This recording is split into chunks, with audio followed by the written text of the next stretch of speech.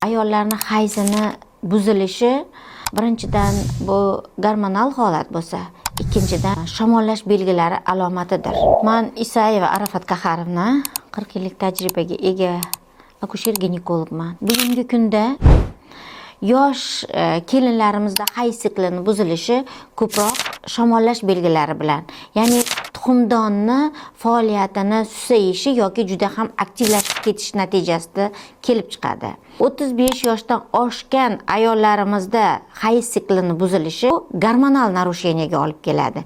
Ya'ni kim har doim kasallikni og'riq bilan kelishi, qonni qindan kelishini, vaqtini cho'zilishi, bu endometrioz kasalligida yoki tuxumdonni kistasida, tuxumdon faoliyatini o'zgarishida kuzatiladigan belgilar.